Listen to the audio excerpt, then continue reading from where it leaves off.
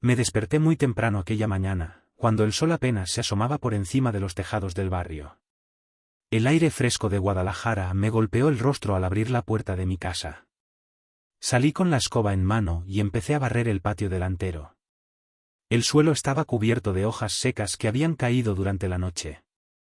A lo lejos se escuchaba el canto de un gallo y las voces de las vecinas que iban rumbo al mercado con sus canastas vacías. Saludé a doña Carmen, que pasaba arrastrando su carrito, y también al señor Julián, que llevaba una bolsa de pan caliente. Ellos me devolvieron el saludo con sonrisas amables y por un instante sentí esa calma de la rutina diaria, ese consuelo que dan los gestos sencillos de la vida. Al mediodía mi hija Yaret apareció en la puerta. Llevaba un vestido ligero y una sonrisa cansada, como siempre que venía de trabajar en el hospital. Me entregó una canasta llena de frutas, mangos amarillos, guayabas y un racimo de plátanos. «Papá, prometa que va a comer bien y no se va a saltar las comidas», me dijo con ese tono entre regaño y ternura. Le respondí que sí, que me cuidaría. Se sentó conmigo un rato en la mesa de la cocina. Me contó un par de anécdotas de su guardia, historias de pacientes y de un niño que milagrosamente se había recuperado. Yo la escuché asintiendo, agradecido de tener todavía esa compañía en mi vida. No mucho después de que ella se marchara, el teléfono sonó. Al otro lado estaba la voz de mi hijo Gael. No me llamaba muy seguido, así que su tono cordial me sorprendió. «Papá, esta noche quiero invitarlo a cenar. Será en el corazón de Jalisco. Es importante, quiero hablar de un asunto familiar». Dudé unos segundos, pero acepté. Mi hijo raramente pedía mi presencia y menos con esa formalidad. Me preparé con esmero, planché mi camisa blanca, la misma que solía usar en ocasiones especiales, pulí mis zapatos de cuero, aunque ya mostraban el desgaste de los años. Del aparador saqué una botella de vino tinto que había guardado desde hacía tiempo. Pensé que sería un buen detalle llevarla conmigo. Mientras me arreglaba frente al espejo me detuve un momento a mirar mis canas, mis arrugas, el rostro marcado por la vida. No imaginaba entonces lo que esa cena iba a revelar. Salí de casa cuando el sol ya caía. Caminé despacio hasta la plaza principal donde un grupo de jóvenes tocaba guitarra y cantaba rancheras. Me detuve unos minutos a escucharlos, dejándome envolver por la música antes de seguir mi camino hacia el restaurante. Al llegar, un empleado uniformado con camisa negra me abrió la puerta y me condujo al interior. El ambiente estaba lleno de luces cálidas, olor a pan recién horneado y murmullo de conversaciones elegantes. Me llevó hasta la mesa donde ya me esperaban Gael y su esposa Aranza. Ella impecable con un vestido rojo que brillaba bajo las lámparas, el con traje y corbata dándome la mano con firmeza, como si todo fuera un acto solemne. Sobre la mesa había menús en español y en francés. Aranza lo hojeaba con un aire sofisticado. Gael me habló de inmediato de los platillos, carnes importadas, vinos europeos, postres con nombres complicados. Yo asentí sin mucho interés. Aranza levantó su copa de vino, brindó con una sonrisa educada y dijo: «A la salud de la familia». El primer plato llegó, sopa de cebolla al estilo francés acompañada de pan crujiente con queso gratinado. Tomé la cuchara con calma intentando saborear, pero mi atención estaba en mi hijo. Gael comenzó a conversar conmigo de manera trivial, sobre negocios, sobre un nuevo proyecto inmobiliario en Guadalajara que según él transformaría la ciudad. Lo escuché fingiendo curiosidad, pero pronto noté un cambio en su actitud. Mientras yo inclinaba la cabeza hacia el plato, Gael se acercó a Aranza, y creyendo que yo no los entendería, comenzó a hablar en francés. «Sezomes tumbeufardio mais vinto tout sera nous», dijo con voz baja, convencido de que aquellas palabras quedarían ocultas tras el ruido del restaurante. Sentí un escalofrío recorrerme el cuerpo. Aranza respondió con gesto displicente: «Con su edad no vivirá mucho tiempo, Leo no está aquí para nos detener». Me llevaba el pan a la boca lentamente, disimulando mi sorpresa. Había estudiado francés de joven, lo suficiente para comprender lo que decían mis propios hijos, planeando sobre mi herencia, sobre mi final, como si yo ya no existiera. Un mesero tropezó cerca de nuestra mesa dejando caer una cuchara al suelo. Se inclinó para recogerla y cruzó una mirada fugaz conmigo como si también hubiera entendido algo. Yo bajé la vista de inmediato. Gael siguió hablando en francés detallando cómo se repartirían los bienes, cómo él quedaría como propietario de la empresa familiar cuando yo ya no estuviera. Aranza rió suavemente y sin pudor me llamó ZTVH, una vaca vieja. Tragué saliva, contuve el enojo, tomé un sorbo de vino y pregunté al mesero cuál sería el postre de la casa, como si nada hubiese pasado. La cena transcurrió entre esas dos dimensiones, sus palabras secretas y mis gestos tranquilos. Cuando terminamos, Gael pagó con tarjeta de crédito y guardó el recibo con rapidez como queriendo ocultar la cifra. Al salir, el aire de la noche me golpeó de lleno en la puerta. Un anciano tocaba el acordeón. La melodía era francesa, una canción antigua que mi esposa Lucía solía tararear mientras cocinaba. Cerré los ojos un instante y la vi frente a mí sonriendo con ese amor que ya no volvería. Caminé despacio por la avenida iluminada entre el ruido de los coches y el bullicio de la ciudad. Guadalajara estaba viva, resplandeciente, pero dentro de mí todo se había detenido. Sabía con absoluta certeza que algo acababa de romperse en mi vida y que esa cena no sería un recuerdo más sino el inicio de una batalla que jamás imaginé tener que enfrentar contra mi propio hijo. La mañana siguiente me levanté con el cuerpo pesado, como si la cena de la noche anterior se hubiera quedado pegada a mis huesos. Encendí la cafetera y esperé a que el aroma llenara la cocina. Serví el café en mi taza de barro preferida, la que tenía una grieta fina en un costado, pero que aún resistía. Me senté en el porche delantero de la casa con la vista puesta en la calle. El aire fresco traía consigo el sonido de los pregoneros. Un vendedor de tamales empujaba su carrito y gritaba con voz ronca ofreciendo tamales de rajas y de mole. El vapor escapaba por la tapa del anafre formando nubes blancas que desaparecían al instante. Mientras bebía mi café los recuerdos de la noche anterior regresaron sin que yo pudiera detenerlos, las palabras de Gael en francés, las risas contenidas de Aranza, la burla cruel escondida en su voz. Pero me repetí a mí mismo que debía callar, no podía contárselo a nadie todavía. Cuando Yaret llegara no quería preocuparla. Efectivamente cerca del mediodía mi hija apareció. Traía puesto su uniforme de enfermera aún con el olor a desinfectante del hospital. Se dejó caer en una silla y me contó con voz cansada que habían atendido a un niño atropellado la noche anterior. Sobrevivió, papá. Fue un milagro. Dijo con una sonrisa que iluminaba su rostro a pesar del cansancio. Yo asentí, le acaricié el hombro y respondí, eso es lo que te mantiene de pie, hija, los milagros. Guardé silencio sobre lo mío. Preferí escucharla, dejar que su alegría llenara la casa en lugar de mis sombras. Más tarde decidí ir al mercado. Caminé despacio por las calles saludando a vecinos que conocía de toda la vida. Al llegar el bullicio era el mismo de siempre, vendedores ofreciendo jitomates frescos, cebollas brillantes, chiles serranos apilados en canastos. Compré un trozo de carne de res y algunas verduras para preparar un guiso sencillo en la tarde. Mientras esperaba mi turno en la carnicería me encontré con doña Carmen. Llevaba un rebozo azul y una canasta llena de flores. ¿Y qué tal la cena con tu hijo anoche?, me preguntó con curiosidad. Yo forcé una sonrisa y contesté, apenas bien, bien. Fue agradable. Ella no notó mi incomodidad y siguió su camino deseándome un buen día. De regreso en casa dejé las bolsas sobre la mesa y empecé a preparar la comida. El cuchillo golpeaba rítmicamente la tabla de madera mientras cortaba las verduras. Ese sonido me tranquilizó como si me recordara que aún había cosas bajo mi control. Cociné un caldo sencillo y lo dejé reposar en la estufa.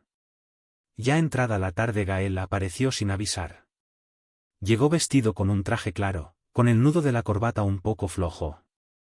En una mano llevaba una carpeta con documentos y en la otra el teléfono móvil que no dejaba de sonar. Papá, necesito que me firme unos papeles. Es para un nuevo proyecto. Con su autorización podremos conseguir un crédito rápido, me dijo con esa seguridad calculada que tanto lo caracterizaba. Yo lo miré con calma fingiendo no entender del todo. Abrí la carpeta, pasé las hojas lentamente y pregunté un par de cosas obvias como si la letra pequeña me confundiera. Déjame pensarlo, hijo. Esto no es poca cosa, dije finalmente. Él sonrió, pero pude ver en sus ojos un destello de impaciencia. Al poco rato entró Aranza, siempre con sus modales elegantes.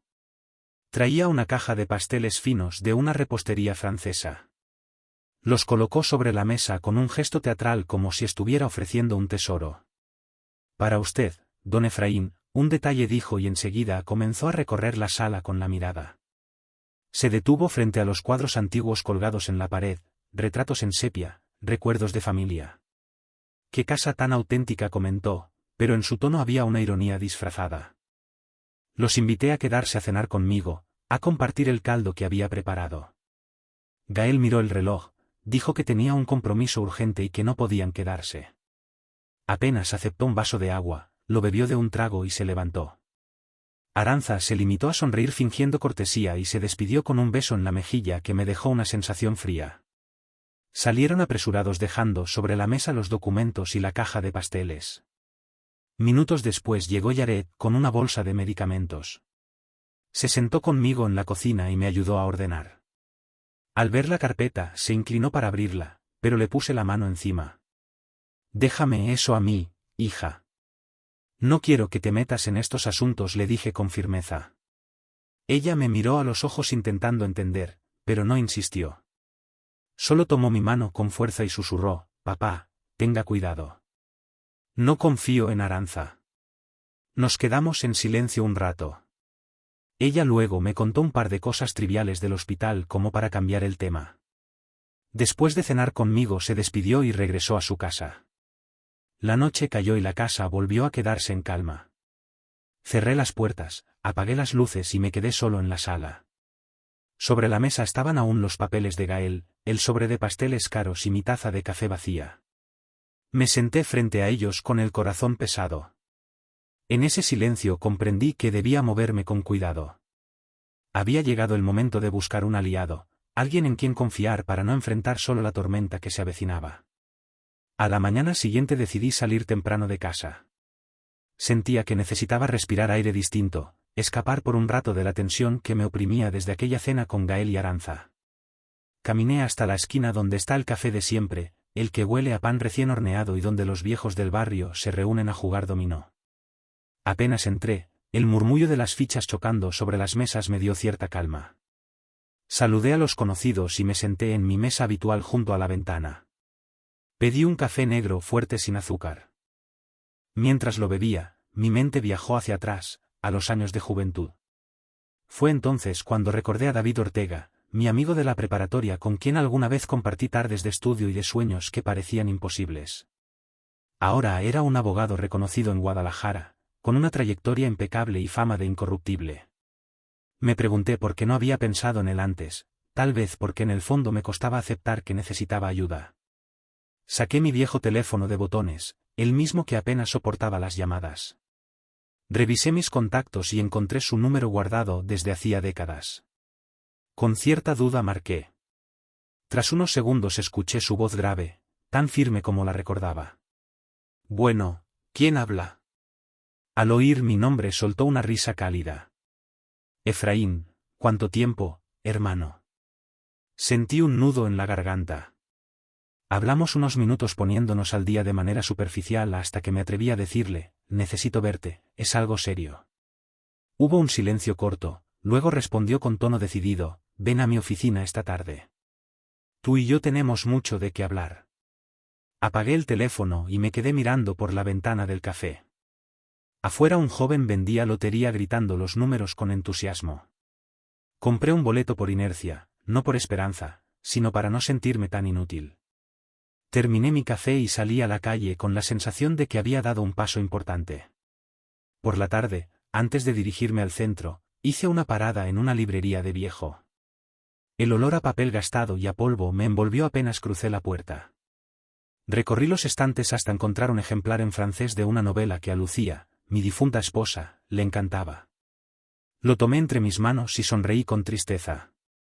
Lo compré sin pensarlo, como si al tenerlo conmigo pudiera recuperar una parte de ella. Era al mismo tiempo un recuerdo y un recordatorio de que no debía olvidar lo que escuché en aquella cena. Llegué a la oficina de Ortega ubicada en un edificio alto en pleno centro de Guadalajara. El vestíbulo era amplio, con pisos de mármol brillantes. La recepcionista, una joven amable con gafas, me pidió mi nombre y lo anotó en un registro antes de indicarme el ascensor. Subí hasta el 5º piso. El corazón me latía fuerte como si no fuera a encontrar a un amigo sino a un juez que decidiría mi destino. La puerta de su despacho estaba abierta. Adentro el aire olía a cuero y a tinta fresca. Las paredes estaban adornadas con diplomas y reconocimientos. Detrás de un escritorio cubierto de montañas de expedientes, David Ortega se levantó para recibirme. Me abrazó con fuerza y me ofreció una silla.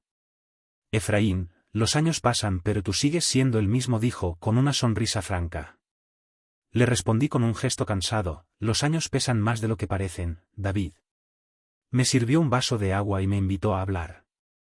Entonces le conté todo, la cena en el corazón de Jalisco, las palabras en francés de Gael y Aranza, la forma en que me insultaron y planearon repartirse mis bienes como si yo ya estuviera muerto. Ortega me escuchó sin interrumpirme, apenas anotando en una libreta con una pluma estilográfica. Cuando terminé él se inclinó hacia mí y preguntó con seriedad, ¿estás absolutamente seguro de lo que entendiste? Lo miré a los ojos y respondí, cada palabra, David. No tengo ninguna duda. Se quedó pensativo unos segundos, luego habló con calma, si me permites, no debes enfrentarlos de inmediato. Eso sería lo peor que podrías hacer. Hay que moverse en silencio. Yo puedo investigar discretamente las cuentas, los proyectos inmobiliarios de Gael, los movimientos de Aranza. No estás solo, amigo, pero tienes que actuar como si nada hubiera pasado. Déjalos creer que te engañan. Sentí una mezcla de alivio y temor. Asentí consciente de que tenía razón.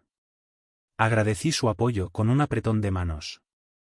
Ortega me sonrió, no te preocupes, Efraín. Todavía tenemos cartas por jugar. Al salir del edificio el sol ya caía. Crucé la calle y me detuve en un parque cercano. Un grupo de niños jugaba al fútbol. Uno de ellos, de cabello alborotado, se acercó y me sonrió antes de correr tras el balón.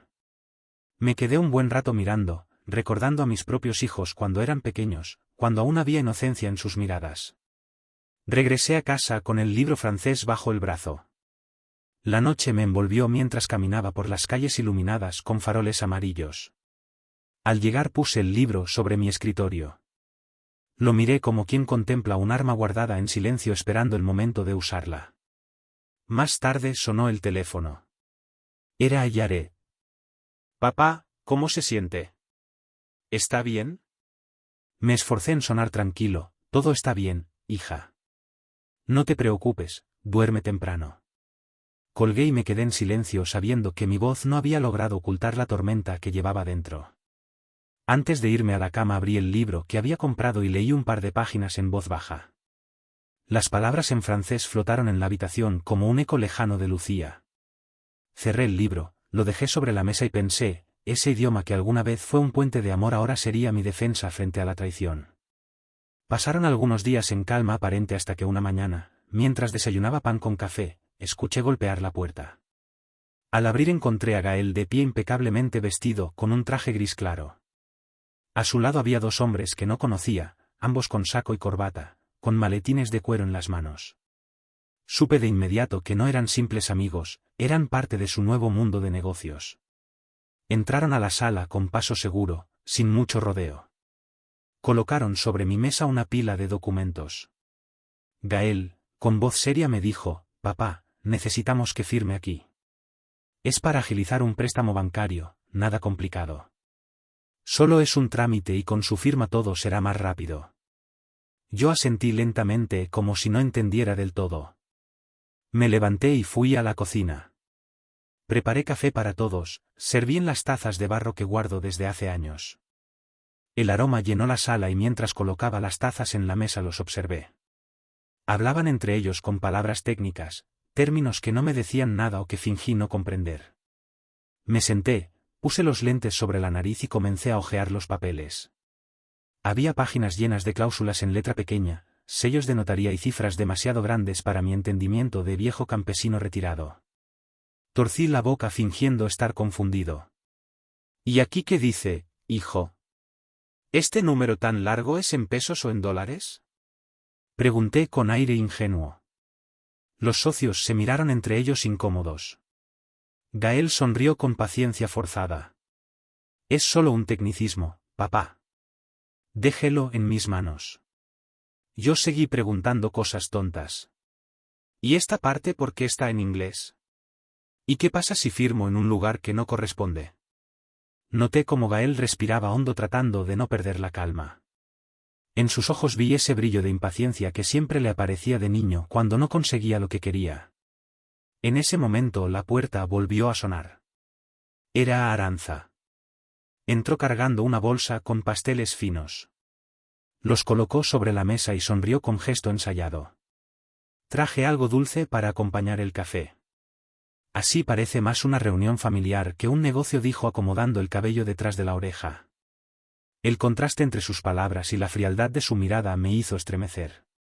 Me quedé en silencio como si estuviera calculando. Finalmente tomé la pluma, vacilé unos segundos y firmé en un par de hojas. Lo hice con desgano, aparentando resignación, como un viejo que ya no entiende lo que pasa a su alrededor. Ellos sonrieron satisfechos. Gael incluso levantó los documentos y dijo a sus socios: listo, ahora todo avanzará más rápido. Los acompañé hasta la puerta con una sonrisa apagada.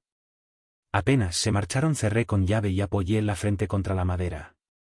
Saqué el teléfono y marqué el número de Ortega. Cuando contestó le conté lo ocurrido. Él guardó silencio unos segundos y luego dijo: déjalo así.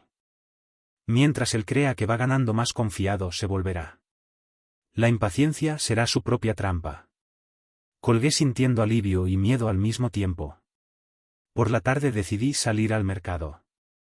Compré carne de cerdo, tomates, cebollas y un puñado de chiles verdes. Entre los pasillos encontré a doña Carmen, que me saludó con una sonrisa amplia. Efraín, su hijo sí que está volando alto. Dicen que pronto será un gran empresario, comentó con orgullo ajeno. Yo apenas pude sonreír y respondí con un murmullo. No tenía fuerzas para desmentirla. Al llegar a casa cociné un guiso sencillo. El olor llenó la cocina y me recordó épocas en las que Lucía y yo cocinábamos juntos para nuestros hijos pequeños. Esa memoria me apretó el corazón. Al caer la noche Yaret vino a visitarme. Traía una bolsa de pan dulce y se sentó frente a mí en la mesa. Mientras cenábamos le conté con palabras escogidas que Gael estaba involucrado en nuevos proyectos y que su empresa estaba creciendo. Ella bajó la mirada, suspiró y dijo: papá, él ha cambiado demasiado. No es el mismo hermano que me defendía en la escuela. Hubo un silencio largo. Después, casi sin querer, Yaret recordó una escena de la infancia. ¿Se acuerda cuando compartíamos pastel? Yo quería la última rebanada y Gael me la dio diciendo que yo lo necesitaba más.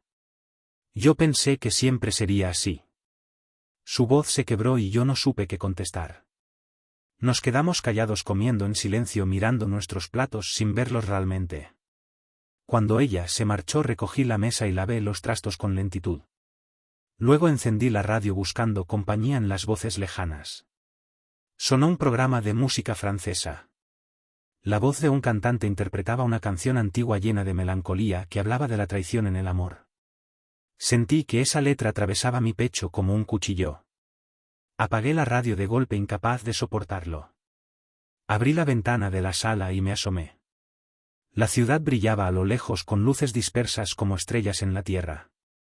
Los autos pasaban veloces. La vida seguía su curso.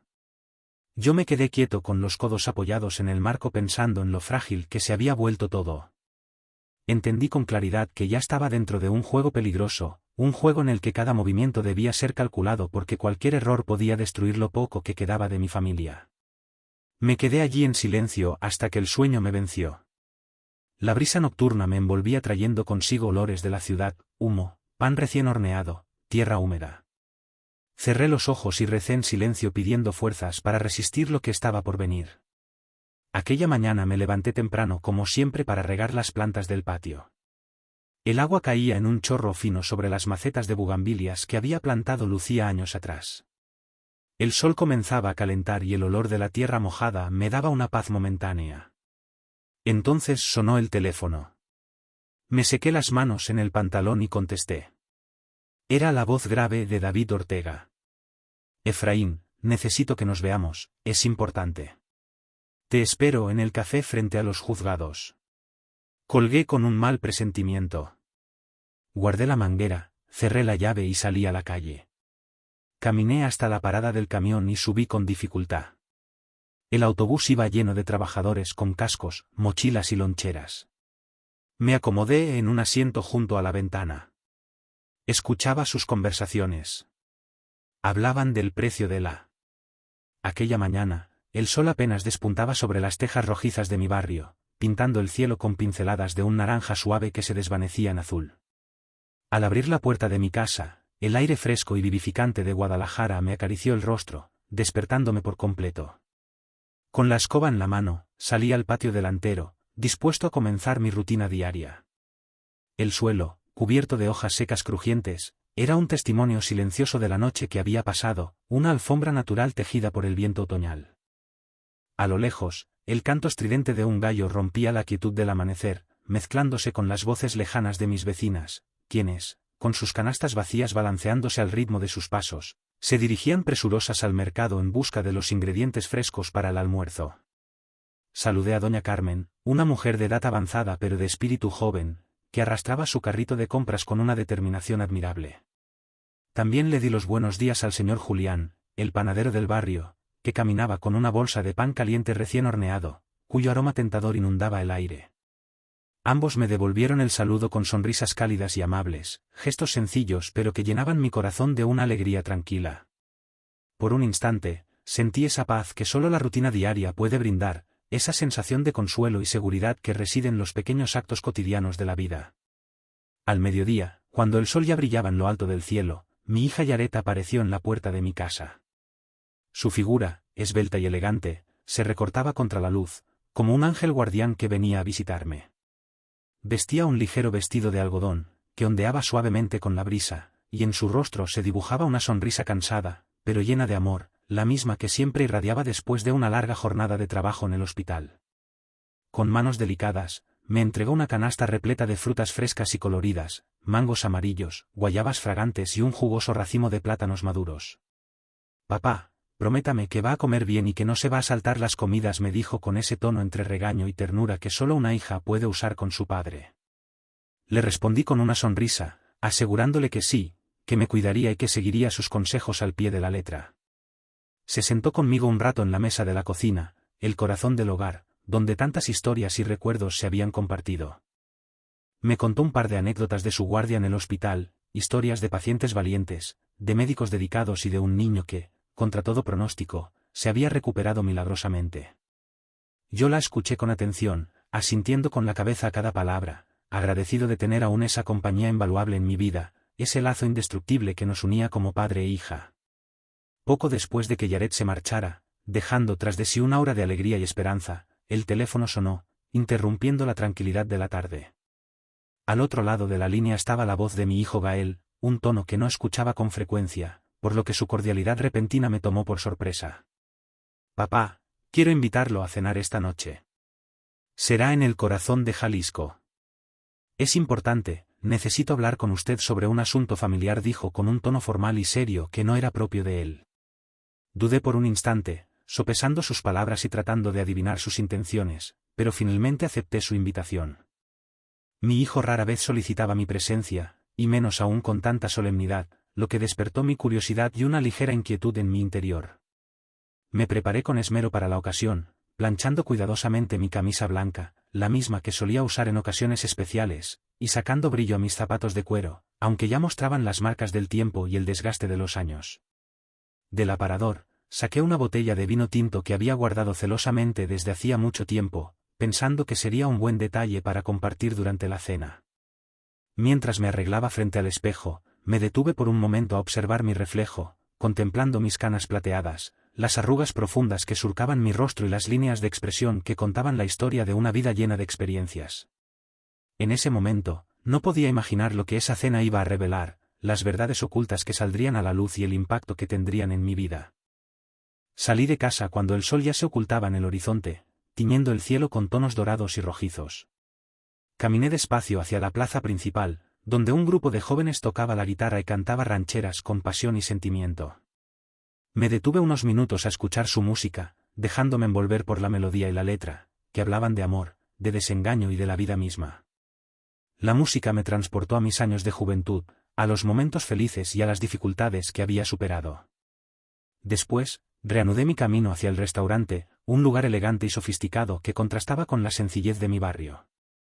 Al llegar, un empleado uniformado con una impecable camisa negra me abrió la puerta con una reverencia y me condujo al interior del establecimiento. El ambiente estaba inundado de luces cálidas y tenues, que creaban una atmósfera íntima y acogedora. El aire olía a pan recién horneado y a especias exóticas, y el murmullo de las conversaciones elegantes llenaba el espacio con una sinfonía discreta. El empleado me guió hasta la mesa donde ya me esperaban Gael y su esposa Aranza. Ella lucía impecable, vestida con un elegante vestido rojo que brillaba bajo las lámparas como si estuviera hecho de rubíes. Gael, por su parte, vestía un traje oscuro y una corbata de seda, dándome la mano con firmeza, como si todo fuera un acto solemne y trascendental. Sobre la mesa había menús impresos en español y en francés, lo que indicaba el carácter internacional del restaurante. Aranza hojeaba el menú con un aire sofisticado y una mirada crítica, mientras que Gael comenzó a hablarme de inmediato de los exquisitos platillos que ofrecían, carnes importadas de Europa, vinos añejos y postres con nombres complicados que mi mente sencilla no podía procesar. Yo asentí con la cabeza sin mucho interés, más preocupado por el motivo de aquella cena que por la gastronomía. Aranza, interrumpiendo la conversación, levantó su copa de vino, brindó con una sonrisa educada y dijo con voz suave, «A la salud de la familia». El primer plato llegó a la mesa, una humeante sopa de cebolla al estilo francés, cubierta de pan crujiente con queso gratinado. Tomé la cuchara con calma, intentando saborear los aromas y texturas de la sopa, pero mi atención estaba fija en mi hijo Gael, observando cada uno de sus gestos y tratando de descifrar sus pensamientos. Gael comenzó a conversar conmigo de manera trivial, hablando sobre negocios y sobre un nuevo proyecto inmobiliario en Guadalajara que, según él, transformaría la ciudad y traería prosperidad para todos. Lo escuché fingiendo curiosidad, asintiendo con la cabeza y haciendo preguntas ocasionales, pero pronto noté un cambio sutil en su actitud, un brillo extraño en sus ojos y una tensión palpable en su cuerpo. De repente, mientras yo inclinaba la cabeza hacia el plato, Gael se acercó a Aranza, y creyendo que yo no los entendería, comenzó a hablar en francés con voz baja y confidencial. «C'est un beaufardio mais vinto tout sera à nous», dijo con un tono que denotaba ambición y codicia, convencido de que sus palabras permanecerían ocultas tras el ruido del restaurante. Un escalofrío recorrió mi cuerpo al escuchar aquellas palabras, como si una corriente helada me hubiera invadido. Aranza respondió con un gesto displicente y una mirada fría: «Con su edad no vivirá mucho tiempo, Leo no está aquí para nos detener». Ante sus palabras, me llevé el pan a la boca lentamente, tratando de disimular mi sorpresa y mi indignación.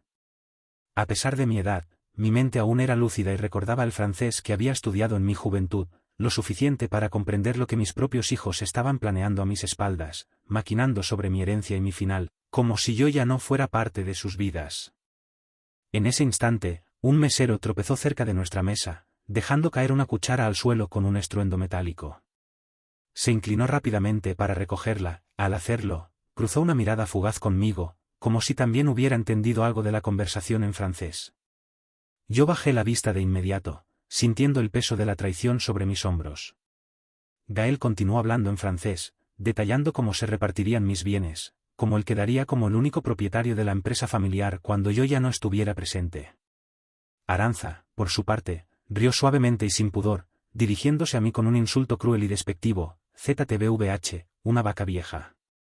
Sentí un nudo en la garganta, tragué saliva con dificultad, contuve el enojo que amenazaba con explotar, y con la mayor calma que pude reunir, tomé un sorbo de vino y pregunté al mesero cuál sería el postre de la casa, fingiendo que nada de lo que había escuchado me había afectado.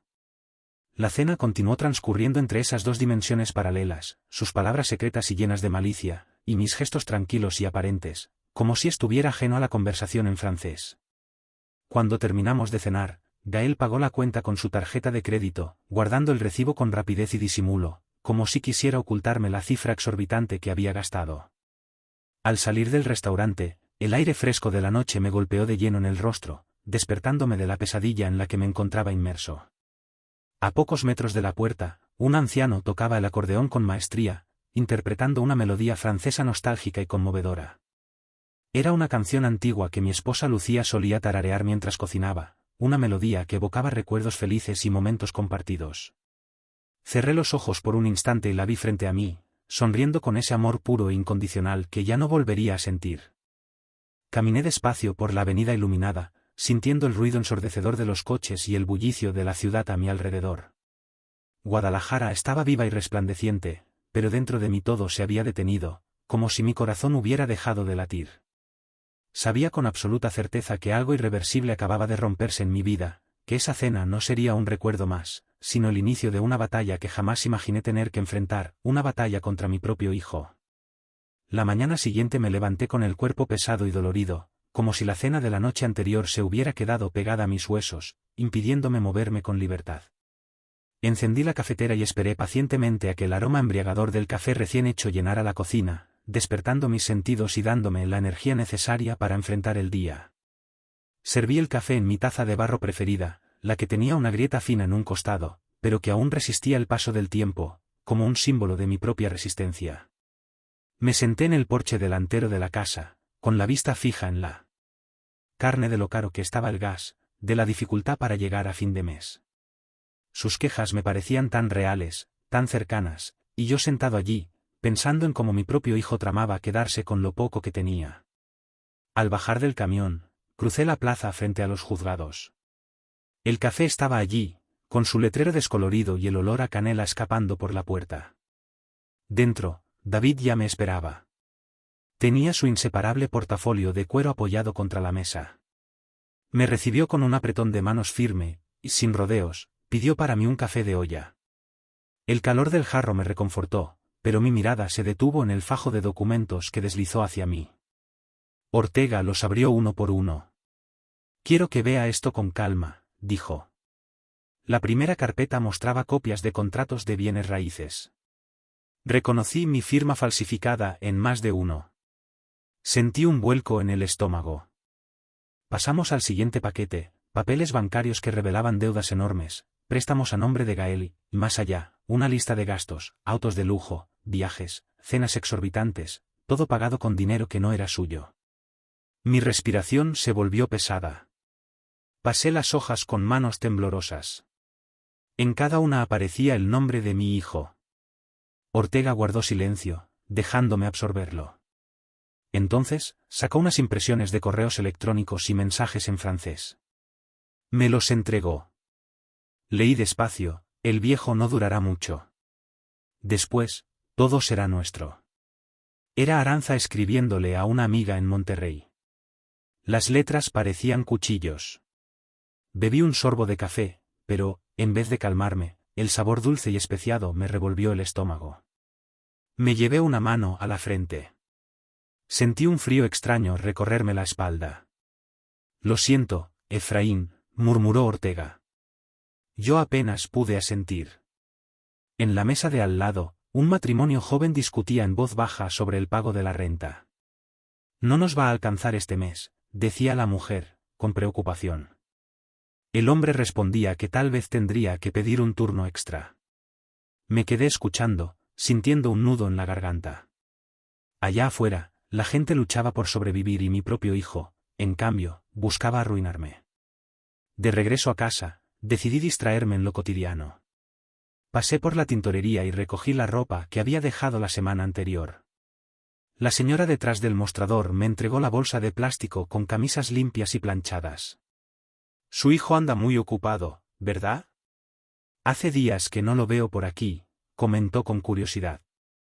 Solo asentí con una sonrisa apagada, incapaz de decir nada. Al llegar a casa, el calor de la tarde se hacía insoportable. Abrí ventanas. Puse agua a hervir para preparar algo ligero. El silencio me pesaba. Ya entrada la tarde, Gael apareció sin avisar, como solía hacerlo. Traía bajo el brazo una botella de vino importado. La abrió con destreza, sirvió en 2 copas y levantó la suya como brindis. Papá, el nuevo proyecto en Zapopan nos pondrá en otra liga. Es la oportunidad de nuestras vidas. Usted debería sentirse orgulloso. Se sentó frente a mí, bebiendo de un solo trago. Hablaba rápido, con esa seguridad arrogante que siempre me incomodó. Yo lo miraba tratando de escuchar, pero en mi cabeza solo resonaban las frases en francés que había leído esa mañana, Le vieil homme durera pas longtemps. Me limité a sonreír con rigidez, sin responder nada. Él continuó presumiendo, convencido de que yo lo admiraba. Luego, se levantó, me dio una palmada en el hombro y se fue sin esperar respuesta. La noche cayó pesada. Saqué una silla al porche y me senté a mirar la calle. El calor seguía pegajoso. Un perro del vecino corría y ladraba sin parar, persiguiendo sombras que solo él veía. El eco de sus ladridos rebotaba en las paredes, amplificando mi soledad. Me quedé allí, en silencio, con el recuerdo fresco de los documentos, de las deudas, de las mentiras escritas en otro idioma. El aire de Guadalajara era espeso y yo respiraba con dificultad, sintiendo que todo lo que construí estaba a punto de desmoronarse. No dije nada a nadie. Guardé mi dolor en el pecho, como quien guarda un secreto sucio que todavía no puede revelar. Una noche cualquiera, después de cenar algo ligero, caminé hacia el salón comunitario del barrio. Había reunión del consejo vecinal para discutir las reparaciones de la calle principal, que llevaba meses llena de baches. Escuché a los vecinos hablar de presupuestos, de permisos del municipio, de la necesidad de poner topes.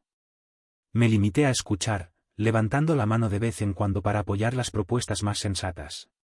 Sentía que esas pequeñas discusiones eran un respiro, una forma de seguir siendo parte de la vida del barrio. Regresé a casa pasadas las 9. La calle estaba tranquila, apenas iluminada por faroles amarillentos. A lo lejos, al doblar la esquina, vi un auto estacionado frente a mi casa. Lo reconocí de inmediato, el coche de Gael. Las luces del salón encendidas me confirmaron que no estaba solo. Apresuré el paso, con una mezcla de inquietud y cansancio. Antes de entrar, me detuve un instante en la puerta entreabierta. Desde el umbral, alcancé a ver a Gael y Aranza sentados alrededor de la mesa. Había planos extendidos, carpetas abiertas, bolígrafos. Sus rostros mostraban concentración y sus voces eran casi un murmullo. Lo extraño fue darme cuenta de que no hablaban en francés, como otras veces, sino en una mezcla de español con náhuatl, un idioma que no dominaban, pero que usaban como si fuera un código secreto. Me quedé inmóvil, con el oído atento.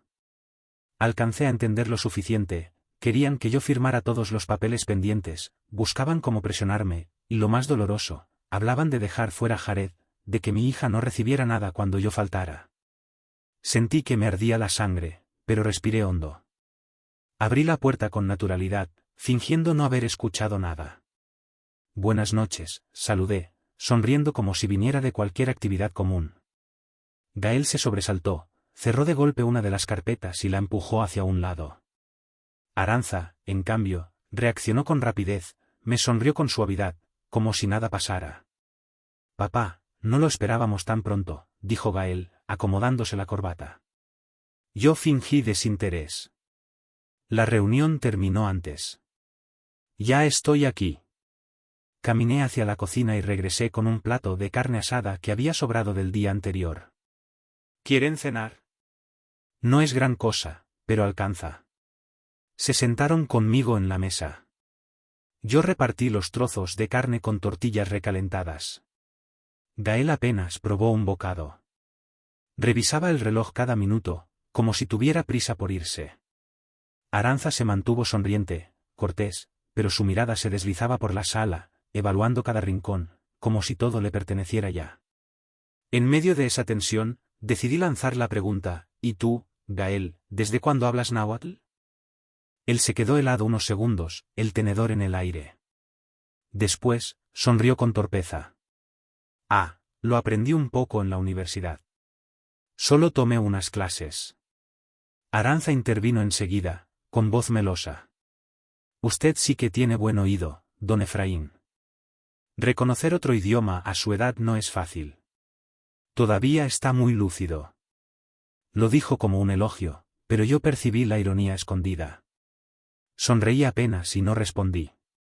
Terminé mi tortilla y me limpié las manos.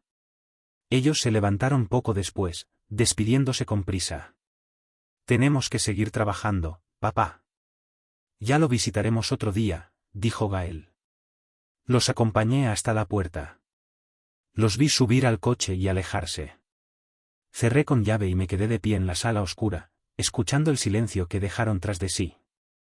Sentía una mezcla de dolor y rabia. No solo me ocultaban cosas, sino que ahora inventaban nuevos lenguajes para excluirme, como si fuera incapaz de descifrar nada. Encendí la luz de la cocina y llamé a Ortega. Le conté palabra por palabra lo que había escuchado, la mezcla de idiomas, la intención de dejar a Jared sin nada. Ortega guardó silencio unos segundos y luego respondió, tranquilo, Efraín. Cuantos más códigos inventen, más pruebas dejan de que esconden algo. Tú sigue observando. Esa es tu ventaja. Colgué y me quedé sentado en la mesa. Sentía el peso del mundo sobre mis hombros. Para distraerme, fui al armario donde guardo una caja de madera con recuerdos. La abrí despacio. Dentro estaban las cartas que Lucía me escribió en francés cuando éramos jóvenes. Las saqué una a una, leyendo con cuidado su caligrafía elegante. Parecía hablarme desde el pasado. Mon cher Efraín. Así empezaban varias. Cada línea estaba impregnada de amor, de confianza. Mientras leía, me di cuenta de algo, el idioma que alguna vez unió mi vida con la de Lucía, ese mismo idioma que Gael y Aranza creían usar como máscara, era mi defensa. Yo no era un viejo ignorante. Tenía memoria. Tenía experiencia. Tenía todavía palabras para responder. Aferrado a esas cartas, sentí un poco de alivio. Guardé la caja en su lugar y me serví otro café. Afuera, el viento soplaba con fuerza. Las hojas secas se arrastraban por el patio. Un carrito de elotes pasó frente a la casa con la campanilla sonando, tintín. Mientras el vendedor gritaba su pregón. Ese sonido se fue alejando poco a poco hasta perderse en la distancia. Me quedé solo en la cocina, con la taza en las manos, pensando que lo peor aún no había llegado. La batalla contra mi propio hijo apenas estaba comenzando y sabía que cada noche sería más dura que la anterior. Era domingo por la mañana y el sol apenas se asomaba cuando salí rumbo a la pequeña iglesia cerca del mercado. El aire olía a pan dulce y a flores frescas. Al entrar, me persigné y me senté en una de las bancas de madera, escuchando al padre hablar sobre la importancia de la fe en tiempos de prueba. Cerré los ojos y traté de concentrarme, pero en mi mente se colaban las imágenes de Gael y Aranza conspirando, las firmas falsificadas, las palabras en idiomas que usaban para excluirme. Al terminar la misa, me encontré con doña Carmen, la florista del mercado. Llevaba un rebozo lleno de colores y las manos impregnadas de aroma a tierra húmeda. Me sonrió con ternura, y sin decir mucho, me entregó un pequeño ramo de crisantemos amarillos. Para que los lleve al altar de doña Lucía, me dijo. Me conmoví y apenas pude agradecerle. Caminé de regreso a casa con las flores en la mano, pensando en lo mucho que extrañaba a mi esposa y en cómo, de haber estado viva, quizás las cosas serían diferentes. Al llegar, encontré un sobre extraño bajo la puerta. Lo levanté con cautela. No tenía remitente, solo mi nombre escrito con letras torpes. Lo abrí en la mesa de la cocina. Dentro había una fotocopia de un contrato notariado. Mi firma aparecía allí, clara, indiscutible, acompañada de un sello oficial de una notaría que jamás había visitado. Sentí un vacío en el estómago. ¿Cómo habían conseguido imitar mi firma de manera tan perfecta? Nunca había pisado ese despacho, y, sin embargo, el documento decía lo contrario. Me quedé largo rato mirando aquel papel. El café que había dejado en la estufa se enfrió sin que yo le diera un sorbo. Algo no cuadraba. ¿Sería obra de Gael? ¿O acaso Ortega había permitido que se manipularan los documentos? El nombre de mi viejo amigo se me atravesó en la mente como una espina.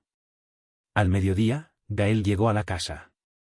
Venía sonriente, como si todo marchara a la perfección. Papá, ya no tiene de qué preocuparse, dijo mientras dejaba su saco en una silla. Todos los trámites están listos. Ortega también nos está apoyando. Su voz resonó en mis oídos como un martillazo. Sentí el corazón encogerse al escuchar ese nombre en su boca. No dije nada. Caminé hasta la cocina y regresé con un vaso de agua fresca con limón. Toma, hijo.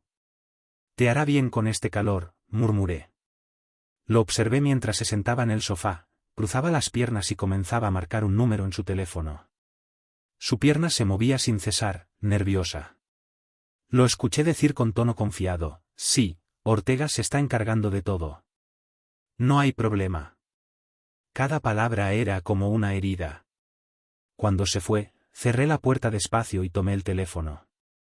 Marqué el número de David Ortega una vez, 2 veces, 3 veces. Nadie contestó. Solo la voz grabada del buzón: el número al que llama no está disponible en este momento. Me quedé mirando el aparato como si pudiera darme una respuesta. Por la tarde, decidí salir para despejarme. Caminé a un mercado fingiendo normalidad.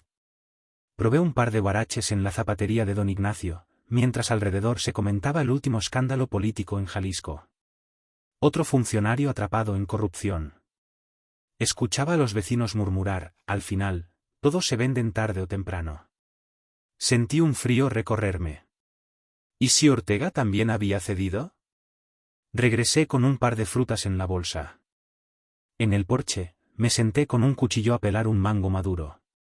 El jugo me chorreaba entre los dedos, pegajoso, mientras pensaba en la amargura de no poder confiar ni en los más cercanos. En ese momento llegó Jared. Me vio callado, con la mirada perdida, y se acercó con preocupación. «Papá, ¿le pasa algo?» «Lo veo distinto».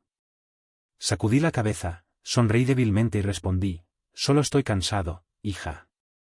Ella me abrazó por los hombros y se quedó conmigo un rato sin insistir. La tarde dio paso a la noche.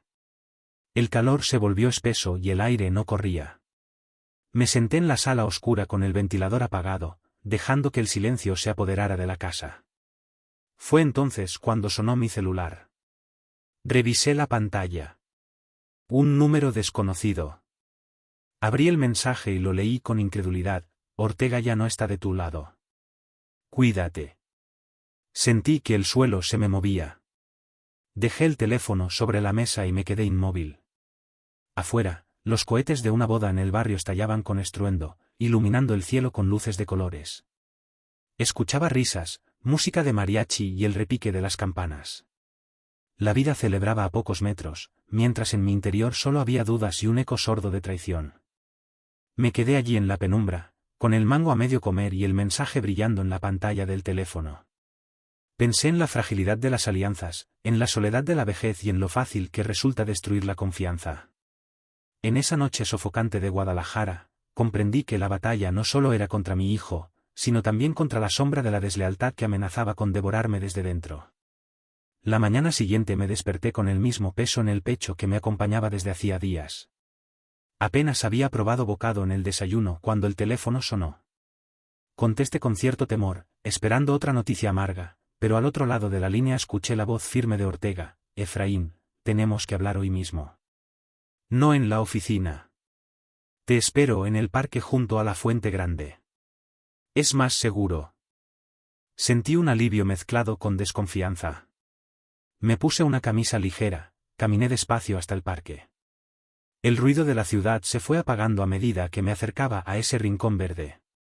Ortega estaba allí, sentado en una banca de piedra, vestido con una camisa sencilla, sin corbata. Parecía un hombre distinto, menos abogado y más viejo amigo. Me senté a su lado. Antes de que yo dijera nada, él comenzó: «Todo lo que Gael cree que ha escuchado sobre mí, lo planté yo mismo. Tenía que hacerlo bajar la guardia. Si lo enfrentábamos de frente, habríamos perdido. Ahora está confiado y eso lo hará cometer errores». Me miró con seriedad. Yo solté un suspiro largo, como quien se libera de un peso, aunque no quise mostrar demasiado. «Me hiciste pasar noches en vela, David. Pensé que me habías traicionado». Él apretó mi hombro. «No lo permitiría jamás». Abrió su portafolio y sacó un par de carpetas. Dentro había pruebas contundentes, grabaciones de llamadas en las que Gael y Aranza hablaban en francés sobre cómo ocultar dinero, documentos bancarios con transferencias sospechosas al extranjero, facturas falsas. «Con esto basta para desenmascararlos», dijo. Pasé las hojas despacio, reconociendo nombres, fechas, cifras. Mi corazón se aceleraba, pero mis manos permanecieron firmes. Nos despedimos y caminé hacia el mercado de pulgas que estaba cerca. Necesitaba distraerme. Compré unas piezas de cerámica, un jarrón pequeño y un plato pintado a mano. Fingí normalidad. Saludé a algunos conocidos. Regateé el precio como si no llevara sobre mí el peso de una verdad tan peligrosa. Volví a casa con las bolsas, las coloqué en la mesa, y por un momento, logré engañarme con esa rutina doméstica. Por la tarde, invité a Yaret a cenar. Preparé arroz con verduras y un poco de pollo guisado. Ella llegó sonriente, pero enseguida notó mi semblante. Durante la comida, le conté que pronto habría un gran evento, una cena importante, y quería que me acompañara. ¿Una cena con Gael? Preguntó con sorpresa. Hazme caso. Será una noche crucial para esta familia, le respondí sin dar más detalles. Me miró con dudas, pero confió en mí. Entonces iré, papá. No me dejarías sola en algo así. Al día siguiente, tomé una decisión. Me presenté en casa de Gael fingiendo arrepentimiento. Hijo, estuve equivocado. He dudado de ti y no debía hacerlo. Quiero apoyarte, le dije bajando la mirada como un hombre vencido. Gael me miró incrédulo al principio, luego sonrió satisfecho. Lo sabía, papá. Usted entiende que esto es lo mejor para todos. Entonces lancé mi propuesta: organicemos una gran cena en el club La Hacienda Dorada. Invitemos a socios, familiares, vecinos. Que todos vean lo que has logrado. Los ojos de Gael brillaron. Tomó el teléfono y empezó a llamar a sus contactos, a presumir que pronto habría un evento oficial donde todo se confirmaría. Arantxa apareció desde la cocina con su sonrisa ensayada. Al fin somos una familia unida, dijo, dejándome en la mano una caja de chocolates caros. La miré fijamente. Su gesto amable era una máscara que ya no me engañaba. Aquella noche, Ortega y yo fuimos al club para revisar el lugar. El administrador nos recibió con cortesía. Caminamos por el amplio salón iluminado por lámparas de cristal. El suelo de madera brillaba y en el centro colgaba un candelabro imponente. Nos mostraron las mesas redondas, los manteles blancos ya dispuestos, las sillas alineadas con precisión. Aquí cabe toda la familia y los invitados que usted quiera, dijo el hombre. Me acerqué al escenario. Había un micrófono en el centro. Lo toqué suavemente, imaginando mis palabras resonando allí. Podía ver en mi mente los rostros de Gael y Arantxa cuando la verdad saliera a la luz. Sentí un escalofrío. Ortega me observaba en silencio, entendiendo sin que yo dijera nada.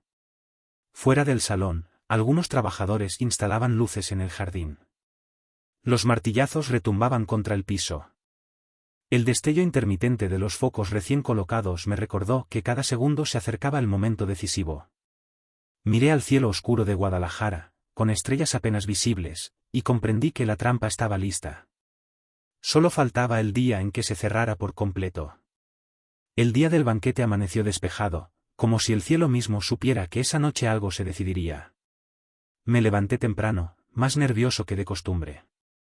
Planché de nuevo la camisa blanca, aunque ya estaba impecable, y saqué del armario el viejo saco que Lucía me había comprado durante aquel viaje a París tantos años atrás. Al ponérmelo, sentí que ella me acompañaba de algún modo, que su mano invisible estaba sobre mi hombro mientras me acomodaba la corbata frente al espejo. Escuché que golpeaban la puerta. Era Jared, radiante como siempre. Traía en sus manos un pañuelo azul celeste. Póngase esto, papá. Le dará un aire más joven y mamá estaría feliz de verlo así. Me lo coloqué al cuello y ella sonrió satisfecha. Su gesto me dio fuerzas para lo que estaba por venir. Tomamos un taxi rumbo al club La Hacienda Dorada. Durante el trayecto, guardé silencio mirando por la ventana como la ciudad despertaba entre puestos de tamales y camiones llenos de trabajadores. Cuando llegamos, el contraste fue abrumador.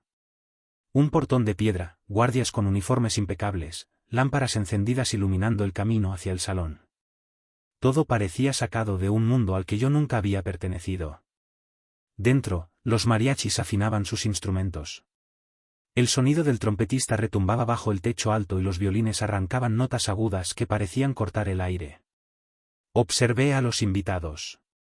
Algunos eran amigos de juventud de Gael, otros eran inversionistas trajeados y hasta un par de vecinos del barrio que habían sido invitados para darle sabor popular al evento. Yo me sentía como un extraño en medio de todos, pero guardé la compostura. Minutos después, entraron Gael y Arantxa. Él vestía un traje oscuro perfectamente ajustado, con un reloj brillante en la muñeca. Ella llevaba un vestido rojo intenso, demasiado llamativo para mi gusto. Avanzaban tomados del brazo, saludando con sonrisas amplias como si fueran los dueños de aquel lugar. Gael me vio y se acercó con aire triunfal. «Papá, todos esperan este momento. Va a ser inolvidable», me dijo casi gritando para que lo escucharan los demás. Yo asentí sin palabras y bebí un trago del vino que un mesero había colocado en mis manos. Después de los aperitivos y del bullicio de las primeras conversaciones, el presentador anunció que yo tomaría la palabra para abrir la velada. Caminé hasta el escenario. Cada paso me pesaba, pero también sentía que caminaba hacia mi destino. El candelabro del techo resplandecía y decenas de ojos se clavaban en mí. Tomé el micrófono y comencé en español con frases sencillas. Agradecí a los presentes. Hablé de la familia, del esfuerzo compartido. Vi cómo algunos sonreían con cortesía, esperando que terminara pronto. Entonces, sin previo aviso, cambié de idioma. Ileta y tunefoi sunoi se ocupide qui voulait vale le nit de l aigle, mais l aigle silencieux voyait tout. Las palabras en francés resonaron en el salón. Vi cómo varias cabezas se giraban con sorpresa. En la pantalla detrás de mí, gracias a Ortega, comenzaron a aparecer subtítulos en español. Los murmullos crecieron. Gael palideció. Su rostro, antes arrogante, ahora mostraba un miedo que no podía disimular. Aranza le apretó la mano con fuerza, sus uñas clavándose en su piel como buscando sostenerlo. Continué con calma, cada sílaba cargada de intención. Elle aigle attendit le moment juste, jusqu'à ce que la lumière révèle la vérité, et elle aigle attendit le moment juste, jusqu'à ce que la lumière révèle la vérité. La sala quedó en silencio absoluto. Podía escuchar mi propia respiración en el micrófono. Entonces pronuncié la frase final, la vérité finit toujours par sortir à la lumière. La verdad siempre termina saliendo a la luz. Hubo un instante de vacío, un segundo eterno en el que nadie se movió. Luego, de entre la multitud, algunos comenzaron a aplaudir, otros susurraban entre sí, escandalizados. El mariachi, que había quedado petrificado, bajó los instrumentos en un gesto de desconcierto. Miré a Gael directamente a los ojos. Ya no era el hijo triunfante que había entrado horas antes, sino un hombre expuesto, atrapado en su propio juego.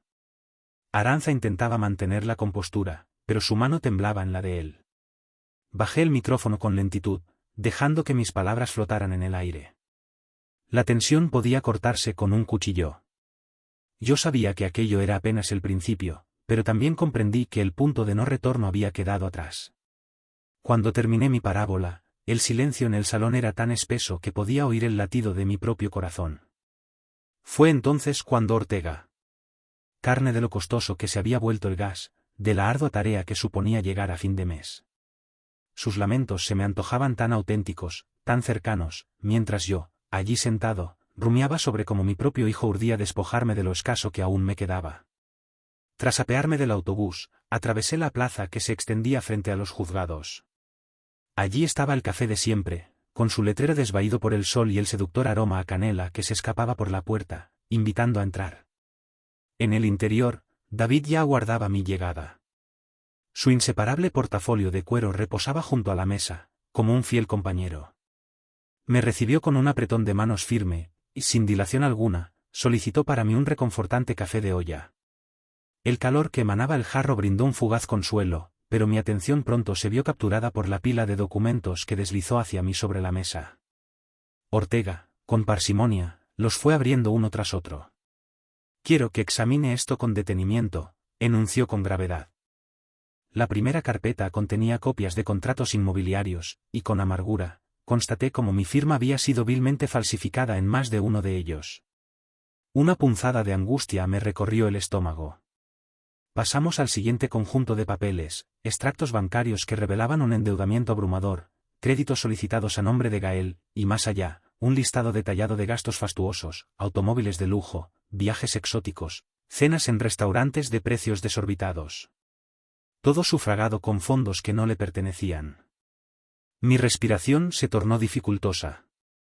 Hojeé los documentos con manos temblorosas, y en cada uno de ellos, el nombre de mi hijo se hacía presente como una acusación. Ortega, con un silencio elocuente, me permitió asimilar la magnitud de la revelación. Acto seguido, extrajo de su portafolio unas impresiones de correos electrónicos y mensajes redactados en francés. Me las entregó con solemnidad. Con lentitud, fui descifrando las palabras: el anciano no resistirá por mucho tiempo. Después, todo será nuestro. Era Aranza, quien había escrito estas líneas a una amiga residente en Monterrey. Las letras parecían clavarse en mi alma como afiladas dagas. Bebí un sorbo de café, pero en lugar de apaciguar mi turbación, el dulzor especiado de la bebida provocó un vuelco en mi estómago. Instintivamente, me llevé una mano a la frente, y una extraña sensación de frío me invadió la espalda.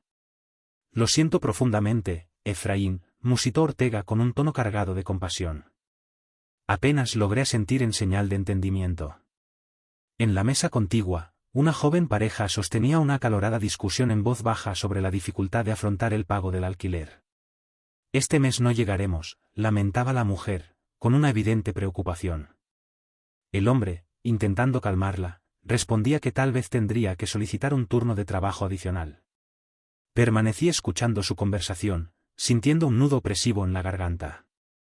Mientras que allá afuera, la gente honesta luchaba denodadamente por salir adelante, mi propio hijo, en cambio, maquinaba mi ruina sin el menor escrúpulo. En el camino de regreso a casa, decidí refugiarme en la rutina cotidiana para intentar distraerme de la amargura que me embargaba. Me detuve en la tintorería para recoger la ropa que había dejado encargada la semana anterior.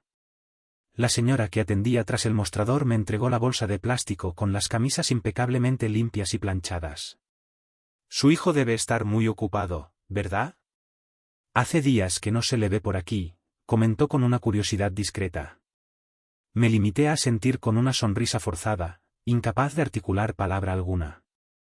Al llegar a mi hogar, el bochornoso calor de la tarde se hacía insoportable. Abrí las ventanas en busca de una leve corriente de aire. Puse agua a hervir con la intención de prepararme algo ligero. El silencio que reinaba en la casa me resultaba abrumador. Al caer la tarde, Gael irrumpió en la casa sin previo aviso, como era su costumbre. Portaba bajo el brazo una botella de vino de importación. Con habilidad, descorchó la botella, llenó 2 copas, y elevando la suya como en un brindis, exclamó: «Padre, el nuevo proyecto en Zapopan nos catapultará a otra dimensión. Es la oportunidad de nuestras vidas. Debería sentirse orgulloso de mí». Tomó asiento frente a mí, bebiendo el vino de un solo trago. Hablaba con rapidez, mostrando esa seguridad arrogante que siempre me había incomodado. Yo, con la mirada fija en él, me esforzaba por prestar atención a sus palabras, pero en mi mente resonaban con insistencia las frases en francés que había leído por la mañana: «Le vieil homme ne durera pas longtemps». Apenas atiné a esbozar una sonrisa rígida, sin emitir comentario alguno. Él, ajeno a mi turbación, continuó jactándose de sus logros, convencido de que yo lo admiraba profundamente. Finalmente, se levantó de su asiento, me propinó una palmada en el hombro y se marchó sin aguardar respuesta. La noche se cernió sobre la ciudad con un peso opresivo. Saqué una silla al porche y me senté a contemplar la calle. El calor persistía, pegajoso e implacable. Un perro, propiedad de algún vecino, corría y ladraba sin cesar, persiguiendo quimeras que solo él podía vislumbrar. El eco de sus ladridos resonaba entre las paredes, magnificando la soledad que me embargaba. Allí permanecí, sumido en el silencio, con el recuerdo imborrable de los documentos incriminatorios, de las deudas fraudulentas, de las mentiras escritas en una lengua ajena. El aire de Guadalajara se sentía denso y sofocante, y mi respiración se hacía cada vez más difícil, presintiendo que todo aquello que había construido con tanto esfuerzo estaba a punto de desmoronarse. No revelé mi tormento a nadie. Guardé mi dolor en lo más profundo de mi pecho, como quien atesora un secreto inconfesable que aún no puede ser revelado. Una noche cualquiera, tras ingerir una frugal cena, me dirigí hacia el salón comunitario del barrio. Allí se celebraba una reunión del consejo vecinal para abordar el tema de las reparaciones de la calle principal, que desde hacía meses se encontraba plagada de baches. Escuché con atención a los vecinos debatir sobre presupuestos, sobre la tramitación de permisos ante el ayuntamiento, sobre la imperiosa necesidad de instalar reductores de velocidad. Me limité a escuchar sus razonamientos, alzando la mano de vez en cuando para respaldar aquellas propuestas que me parecían más sensatas. Sentía que estas modestas discusiones representaban un respiro en mi angustia, una forma de mantenerme conectado con la vida cotidiana del barrio. Regresé a casa pasadas las 9 de la noche. La calle se encontraba apacible, tenuemente iluminada por faroles de luz amarillenta. A lo lejos, al doblar la esquina, divisé un automóvil estacionado frente a mi casa. Lo reconocí de inmediato, era el coche de Gael. Las luces encendidas del salón confirmaron mis sospechas de que no se encontraba solo. Aceleré el paso, sintiendo una mezcla de inquietud y cansancio. Antes de franquear la puerta, me detuve un instante, espiando a través de la rendija entreabierta. Desde el umbral, pude observar a Gael y Aranza sentados alrededor de la mesa. Sobre ella se extendían planos, carpetas abiertas y bolígrafos. Sus rostros reflejaban una intensa concentración, y sus voces se reducían a un murmullo casi inaudible. Lo que me resultó más extraño fue percatarme de que no conversaban en francés, como solían hacer en otras ocasiones, sino en una peculiar combinación de español y náhuatl, una lengua que ninguno de los dos dominaba, pero que utilizaban como si se tratara de un código secreto. Permanecí inmóvil, aguzando el oído para intentar descifrar sus palabras. Logré comprender lo suficiente. Pretendían que yo estampase mi firma en todos los documentos pendientes, buscaban la manera de ejercer presión sobre mí, y lo más doloroso de todo, tramaban desheredar a Jared, privando a mi hija de cualquier derecho sobre mi patrimonio tras mi fallecimiento. Sentí que la sangre me hervía en las venas, pero respiré hondo para serenarme. Empujé la puerta con naturalidad, fingiendo ignorar por completo lo que acababa de escuchar. Buenas noches, saludé con una sonrisa, simulando regresar de cualquier actividad ordinaria. Gael, visiblemente sorprendido, cerró de golpe una de las carpetas y la deslizó hacia un lado. Aranza, en cambio, reaccionó con rapidez, regalándome una sonrisa suave y fingida, como si nada hubiera ocurrido. Papá, no lo esperábamos tan pronto, pronunció Gael, ajustándose la corbata con nerviosismo. Yo, aparentando indiferencia, repliqué, la reunión ha terminado antes de lo previsto. Ya estoy aquí. Me encaminé hacia la cocina y regresé con un plato de carne asada que había sobrado de la comida del día anterior. ¿Queréis cenar? No es gran cosa, pero es suficiente para picar algo. Se sentaron a la mesa conmigo. Yo me encargué de repartir los trozos de carne acompañados de tortillas recalentadas. Gael apenas probó bocado, consultando el reloj cada pocos minutos, como si estuviera impaciente por marcharse. Aranza, por su parte, se mostró sonriente y afable, pero su mirada recorría la estancia, examinando cada rincón con avidez, como si ya se considerase la dueña de todo. En medio de esta atmósfera de tensión palpable, decidí lanzar mi pregunta, ¿y tú, Gael, desde cuándo hablas náhuatl? Él se quedó paralizado por unos instantes, con el tenedor suspendido en el aire. Transcurrido un breve lapso, esbozó una sonrisa forzada y respondió, lo aprendí un poco en la universidad. Solo asistí a algunas clases. Aranza, solícita, interrumpió la conversación con una voz melosa. Hay que reconocer que usted tiene un oído privilegiado, don Efraín. No es fácil distinguir un.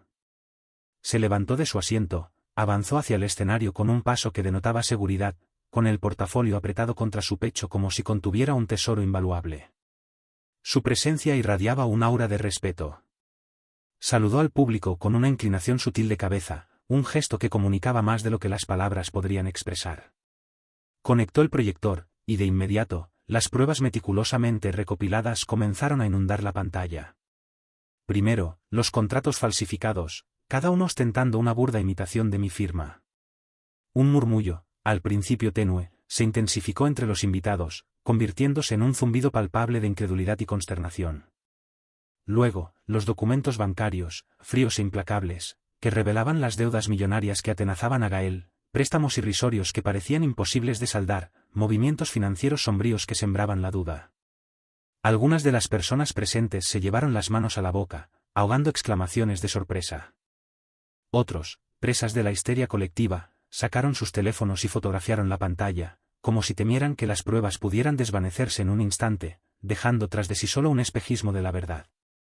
El golpe de gracia llegó con los mensajes en francés, intercambiados subrepticiamente entre Aranza y su amiga en Monterrey, Le vieillom ne durera pas longtemps après toute ser annonce. La traducción, implacable, apareció debajo en letras claras y concisas. Vi como varias personas en la sala dirigían miradas de desprecio a Gael y a Aranza, miradas cargadas de decepción y juicios silenciosos. Gael, en un intento desesperado por detener la debacle, se levantó de su silla y corrió hacia el escenario, impulsado por la adrenalina y la desesperación.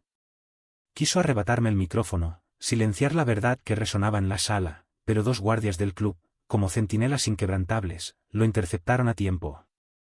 Su rostro, antes imperturbable, estaba desencajado, bañado en sudor, y sus ojos, inyectados en furia, me buscaban con una intensidad que prometía destrucción. Aranza, en cambio, no pudo soportar la presión. Se derrumbó en su asiento, hecha un mar de lágrimas inconsolables.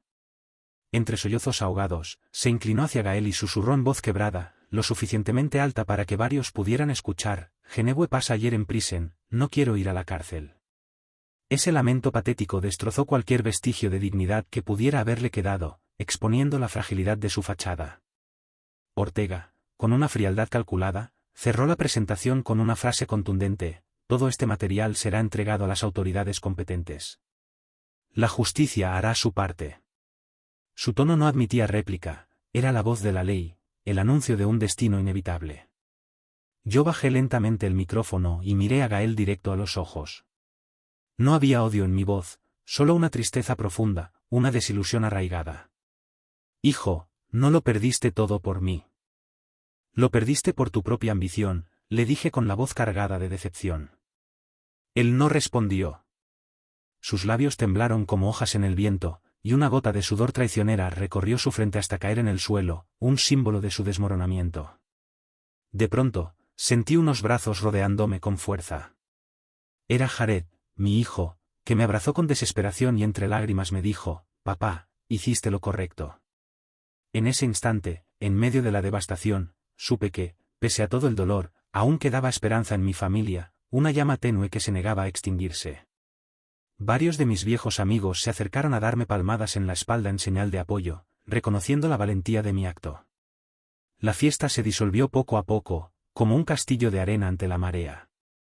Los murmullos persistían, como ecos de la tormenta, y los celulares seguían capturando imágenes, inmortalizando la caída de un imperio, pero ya nada era igual. Afuera, en el porche del club, respiré hondo. El aire de la noche estaba impregnado del aroma embriagador de los jazmines que adornaban el jardín, una fragancia que contrastaba con la amargura de la situación. Vi a algunos invitados marcharse en taxis, buscando escapar del peso de la realidad. Otros caminaban en grupos pequeños, comentando en voz baja lo que acababan de presenciar, analizando los detalles de la tragedia. Yo permanecí un rato allí, contemplando el cielo oscuro de Guadalajara, sabiendo que esa noche marcaría un antes y un después en nuestras vidas, un punto de inflexión imborrable. Al llegar a casa, me quité con cuidado el pañuelo azul que Jared me había regalado esa mañana, un gesto de amor que ahora parecía lejano, y lo doblé con esmero. Colgué el saco en el respaldo de la silla, sintiendo el peso de la noche sobre mis hombros. Mi hija me ayudó a ordenar la cocina, aunque en realidad no había nada que limpiar, un intento de devolver la normalidad a un hogar sacudido por la tormenta. «Papá, ahora sí podemos estar tranquilos», me dijo sonriendo entre cansancio y alivio, buscando reconfortarme. «Haz en ti», le respondí, aunque dentro de mí sabía que la herida tardaría en sanar, que las cicatrices permanecerían como recordatorio de la batalla librada. Una semana después, los periódicos publicaron la noticia con titulares estridentes. Gael estaba siendo investigado por fraude y lavado de dinero, su reputación hecha trizas. Su rostro apareció en las portadas, ya no con la sonrisa arrogante de los negocios, sino con la sombra de un hombre acorralado, preso de sus propios errores. Aranza, según los reportes, había presentado una solicitud de separación, buscando desesperadamente escapar de las consecuencias de sus actos. El castillo de naipes que habían construido juntos se derrumbaba frente a los ojos de todos, exponiendo la fragilidad de sus cimientos. No quise leer más. Cerré el periódico, guardé silencio y empecé a preparar una maleta pequeña, sintiendo la necesidad imperiosa de huir, de buscar refugio en la distancia. Decidí viajar a Francia, al lugar donde Lucía y yo habíamos compartido tantos recuerdos entrañables, un santuario de amor y felicidad. Necesitaba cerrar el círculo, encontrar la paz que la traición me había arrebatado. Cuando llegué a León, el aire frío me golpeó el rostro, recordándome la crudeza de la vida. Caminé hasta el cementerio donde descansaba Lucía, mi eterno amor. Frente a su tumba, coloqué el ramo de crisantemos amarillos que doña Carmen me había dado aquel domingo, un gesto de cariño que resonaba con la calidez de su espíritu. Acaricié la piedra fría, sintiendo la ausencia palpable de su presencia, y susurré: Lucía, tenías razón. La lengua que compartimos no fue solo recuerdo, fue el arma que me permitió defender la verdad. Un viento suave recorrió el campo santo, como un suspiro de alivio, y en la distancia sonaron las campanas de la iglesia, anunciando la llegada de un nuevo día. Cerré los ojos, sintiendo una paz incipiente. No era el final de mi vida, pero sí el final de esa batalla. Lo que seguía ya no era lucha, sino descanso, la promesa de un futuro más sereno. Por primera vez en mucho tiempo, me permití respirar sin miedo, liberado del peso de la venganza, dispuesto a abrazar la vida con esperanza renovada.